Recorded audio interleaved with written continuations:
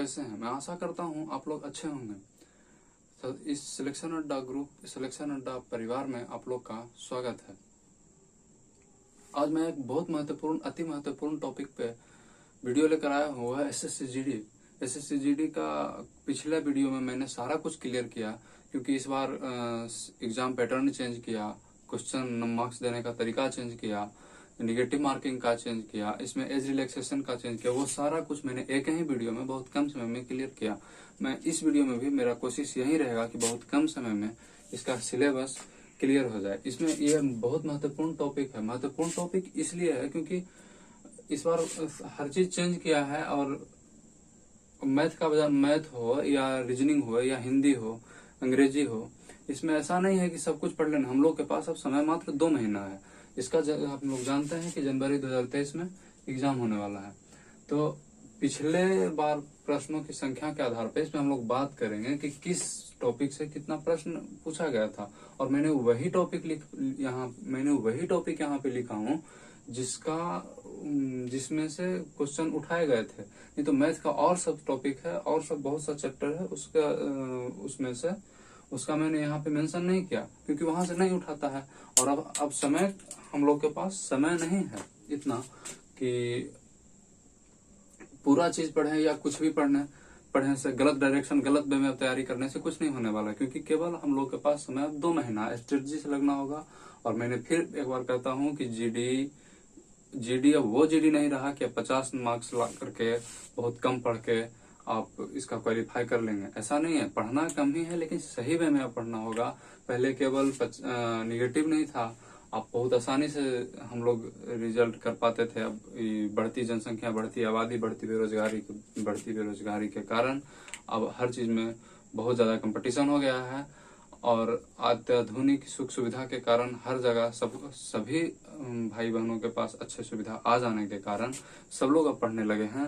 इसके कारण अब कट ऑफ बहुत ज्यादा चला जाता है, इसलिए अब गलत वे में तैयारी नहीं करना है। अभी 2 महीना है, 2 महीना में बहुत कुछ हम लोग कर लेंगे।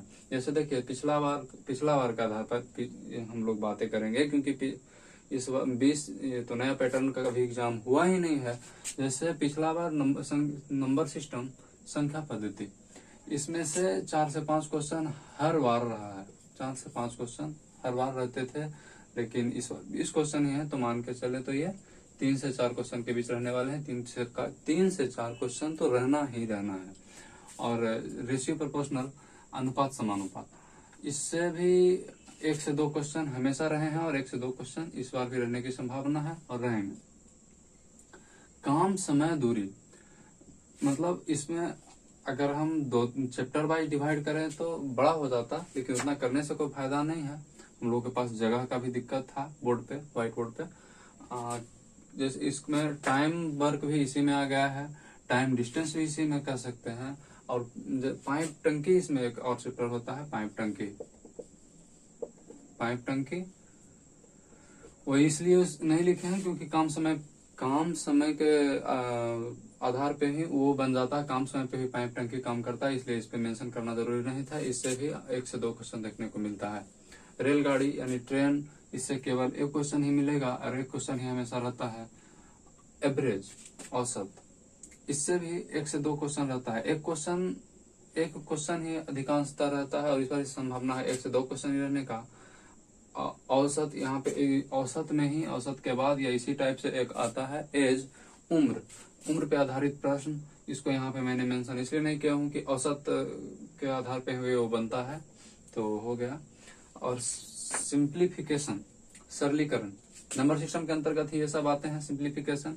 लेकिन जब से TCS एग्जाम लेने लगी है, TCS को अंडर में ये सब दिया है, तब से थोड़ा सा कैलकुलेशन बढ़ा दिया है, और सिंप्लीफिकेशन से प्रश्न रहने लगे हैं। तो 1 से 2 क्वेश्चन, 1 क्वेश्चन तो जरूर ही रहेगा, सिंप्लीफिकेशन से 1 क्वेश्चन रहना है। मिक्सचर एंड एलिगेशन, मिश्रण मिश्रण, इससे 0 से 1 क्वेश्चन। ये जरूरी नहीं है कि रहेगा ही, लेकिन रहता है, कभी कभी देखने को मिल जाता है, इसलिए मैंने इसको मेंशन किया। तो बहुत सा ऐसा चैप्टर है, उसको मैंने यहाँ पे नहीं डाला हूँ। परसेंटेज, प्रतिशत था, इससे तो आपको 1 से 2 क्वेश्चन मिलेंगे। 1 या 1 से 2 क्वेश्चन मिलेंगे। सांख्यिकी स्टैटिक्स में आपको एक क्वेश्चन जरूर मिलेगा। एक क्वेश्चन इसी के अंदर मीन मोड दोनों निकालने को दे दिया जाता है, तो एक क्वेश्चन ही रहता है। अब प्रॉफिट और लॉस या प्रॉफिट लॉस और बट्टा, प्रॉफिट एंड लॉस लाभ हानि और बट्टा, प्रॉफिट लॉस शेयर एंड लाभांश, शेयर एंड स्टॉक मार्केट जो भी होता है। तो स्टॉक मार्केट से तो इसमें नहीं आना है, शेयर लाभांश से नहीं आना है, लेकिन लाभ और हानि से आपको हर बार 3 क्वेश्चन देखने को मिलते थे, लेकिन इस पर मान के चले तो 2 क्वेश्चन जरूर रहेगा। आंकड़ा और व्याख्या, ग्राफ, इससे बैंक के प्रश्न में तो एक ही बार में अगर ग्राफ रहता है उसमें से 5 प्रश्न रहते हैं, लेकिन इसमें से तो केवल इसमें एक क्वेश्चन ही रहेगा। SI&CI, simple interest and compound interest, साधारण और चक्रवृद्धि ब्याज, इससे आपको 2 प्रश्न देखने को मिलेंगे। 2 प्रश्न, क्योंकि हमेशा 2 से 3 प्रश्न सिंपल इंटरेस्ट से रहता है, एक प्रश्न इससे और एक प्रश्न CI से रहता है। और एक मतलब टाइप 1 में से क्षेत्रमिति का जाने तो मेंस्युरेशन से एक या 2 क्वेश्चन रहता है, बहुत हार्ड नहीं रहता है, केवल आपको फॉर्मूला पे बन जाएगा। एक या 1 से 2 क्वेश्चन क्षेत्रमिति से या एक आध क्वेश्चन त्रिकोणमिति से आप लोग को देखने को मिलता है। इससे त्रिकोणमिति से भी कोई ज्यादा ये नहीं रहता है। आइए हम लोग मैथ से तो कुछ प्रश्न देख लिए थे कि कौन से चैप्टर से कितना प्रश्न आता है और हमें किस पे थोड़ा सा फोकस्ड रहना है, क्योंकि समय कम है। और अब हम रीजनिंग का देखते हैं। रीजनिंग का थोड़ा सा विस्तार से चलेंगे। और रीजनिंग में बहुत सा चैप्टर नहीं उठाया गया है, मात्र देखिए 2, 4, 6, 13 वो चैप्टर है, इससे उठाया गया है और अधिकांशतः इससे ही प्रश्न रहते हैं। और देखिए रीजनिंग बताने से पहले बता दें कि पिछला बार फ्रैक्शन लिखना भूल गए थे मैथ में, फ्रैक्शन इंपॉर्टेंट है। फ्रैक्शन से एक प्रश्न रहते ही हैं और हम नहीं इसको स्किप कर सकते हैं, क्योंकि एक एक प्रश्न से ही तो हर एक चैप्टर से होता है, तो इसे स्किप नहीं कर सकते हैं। और देखिए आइए देखते हैं रीजनिंग में। ये नहीं है कि हम सबका उठा लिए, रीजनिंग में बहुत सा इनपुट आउटपुट ये सब बहुत सा चैप्टर होता है, लेकिन हम लोग को उतना नहीं पढ़ना है। हम लोग का केवल इतना ही देखना है जिससे हमेशा ज्यादा से ज्यादा प्रश्न उठाए गए हैं या इस बार उठाने की संभावना है। इस बार तो नए पैटर्न पे पहला बार एग्जाम हो रही है, लेकिन फिर भी इससे ही उठाएगा, क्योंकि इसका सिलेबस हम अच्छा से देख लिए हैं। जैसे इसमें है तार्किक तर्क, कोडिंग डिकोडिंग में होता ये है, आपको सबसे पहले तो इसमें लेटर से वर्ड से भी ऑप्शन रहता है कि आपका वर्ड का नॉलेज भी होना चाहिए। और ऐसे कोडिंग में ये रहता है जैसे का, टा, पा ऐसे दिया हुआ रहेगा, 3, 2, 1, इसी तरीके से कू, फू, 4, 6 इसी से मिलाकर मतलब बनाना होता है। इसी टाइप से आप लोग को बता दिया मैंने, मतलब इतना तो इस वीडियो में समय नहीं है कि बता दूं, बाकी आगे देखा जाएगा। वर्गीकरण, क्लासिफिकेशन, यहाँ भी आपको लेटर का वर्ड का नॉलेज होना चाहिए, लेटर का कि कौन से लेटर कितने नंबर पे आते हैं। माने तो रीजनिंग में आपको लेटर का नॉलेज होना बहुत जरूरी है। लेटर, उसका अपोजिट, उसका स्थान, क्रम संख्या के कौन से कितने नंबर पे आते हैं, राइट से लेटर का ही खेला है अधिकांशतः रीजनिंग में। फिर है रक्त संबंध, ब्लड रिलेशन, ये आप समझ ही रहे होंगे कि ब्लड रिलेशन है। फिर दिशा, डायरेक्शन, मतलब इसमें डायरेक्शन टेस्ट आपसे लिया जाता है कि आपका दिशा का जानकारी है या नहीं। आपको बता दें कि शॉर्ट में ये हम लोग का ऊपर है, ये उत्तर होता है, नीचे दक्षिण, राइट साइड होता है पूरब और ये पश्चिम। इसी के आधार पे बनता है, दे देगा कि इधर से 5 मीटर पूरब चला, पश्चिम चला, ये डायरेक्शन से। फिर है पासा यानी डाइस। डाइस से नए बच्चों हैं उनके लिए बता दें कि डाइस होता है ये जो हम लोग पासा खेलते हैं, जैसे लूडो है, या और लूडो का पासा ही माना जाता है। इसमें 2 तरह के पासा होता है, स्टैंडर्ड और एक स्टैंडर्ड डाइस होता है और एक जनरल डाइस होता है। अब उतना तो अभी समय नहीं है। फिर इसमें एक पेपर कटिंग आता है, पेपर कटिंग। फिर है समानता, एनालॉजी टेस्ट, अरे इसमें बताना भूल गया कि इससे इससे आपको 2 से 3 प्रश्न रहते हैं। वर्गीकरण क्लासिफिकेशन, इससे भी आपको 1 प्रश्न रहेंगे। और संख्या और अक्षर पद्धति, नंबर एंड लेटर सीरीज, इससे भी आपको 1 से 2 प्रश्न देखने को मिल जाएंगे। और रक्त संबंध, ब्लड रिलेशन है, इससे भी आपको 1 प्रश्न ही रहेंगे ज्यादा से ज्यादा। और डायरेक्शन टेस्ट में भी 1 प्रश्न। पासा डाइस से भी आपको 1 प्रश्न ही रहेंगे। पेपर कटिंग से 1 प्रश्न रहने की संभावना है। और समानता एनालॉजी टेस्ट जो है, एनालॉगी टेस्ट, इससे भी आपको 1 प्रश्न रहेंगे। और दर्पण, घड़ी और कैलेंडर, ये तीनों से आपको 1 से 2 प्रश्न रहने, ये तीनों से में से, ये जरूरी नहीं है कि किसी एक से, लेकिन ये तीनों से आपको 1 से 2 प्रश्न रहने की संभावना है।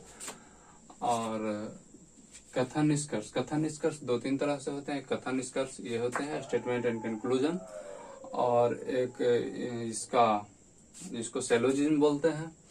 तो इससे मान के चलिए तो 2 से 3 प्रश्न कंपलसरी है। आगे कथन निष्कर्ष ही रहेगा, लेकिन 2 से 3 प्रश्न, इसी में आपका सेलोजिज्म भी आ गया।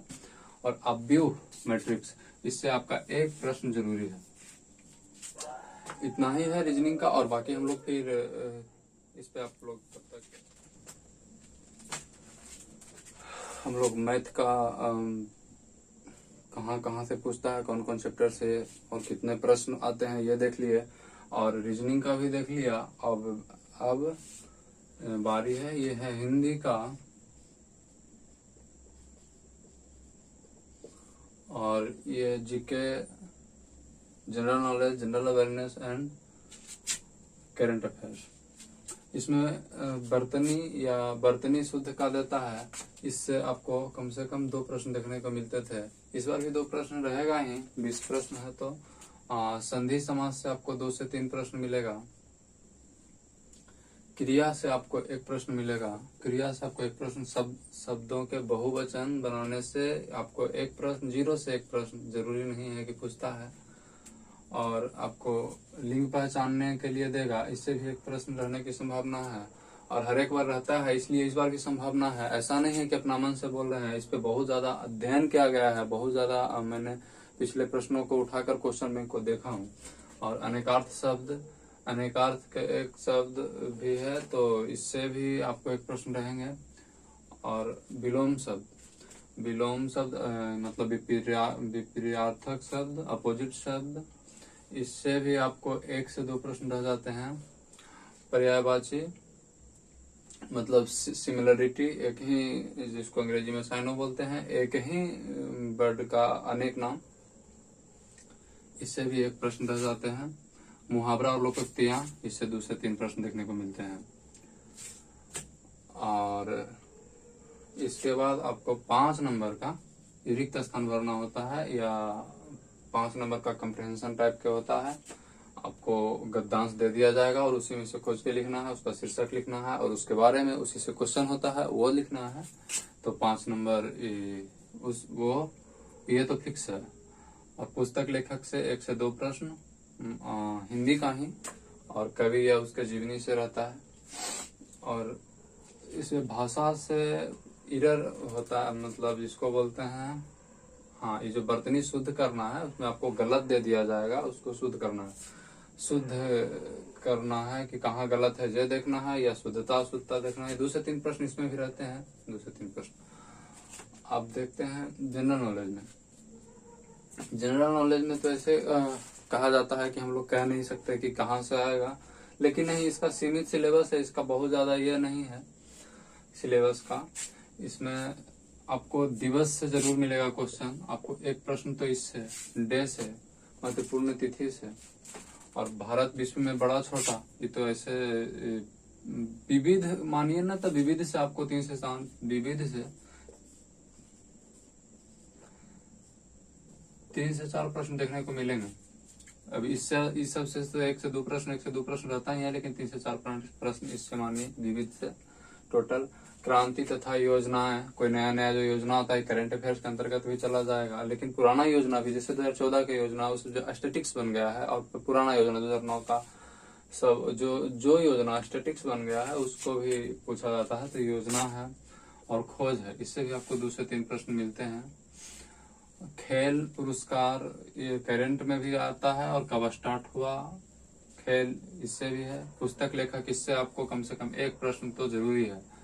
और इधर साइंस में आए तो फिजिक्स से भी एक प्रश्न, केमिस्ट्री से 1 से 2 प्रश्न देखने को मिलते हैं, बायोलॉजी से 2 से 3 प्रश्न, इकोनॉमिक्स से आपको एक प्रश्न, 0 से 1 प्रश्न, ये जरूरी नहीं है कि पूछेगा ही, 0 से 1 प्रश्न।